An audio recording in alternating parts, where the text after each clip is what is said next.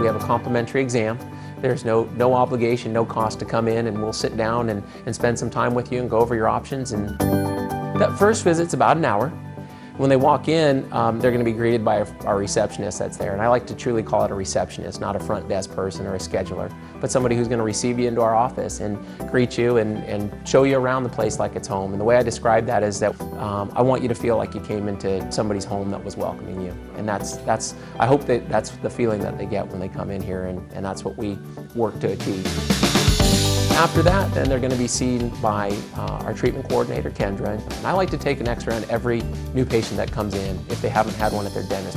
With those digital X-rays, I mean, instantaneous, lower dose, and also the ability to even look at that X-ray, zoom into it, change the contrast, look at it more closely, and find things that help us just treat our patients better. And so I have the X-rays, the treatment coordinator's already gotten a full set of photographs, and then we'll do an examination of the patient. The most important part of my exam is getting to know the child. We have, especially if it's a child, we have them fill out a form. What's their favorite color? What's their favorite band? What's their favorite movie? Do they play sports? Where do they go to school? So it's a fun form, and I like to go over that with them. And then at that point, after we look at the teeth, we'll sit down and we'll talk with the patient. And if it's a child, we'll talk with the parent as well, just about go over that X-ray. Are there any concerns that they might not have known about?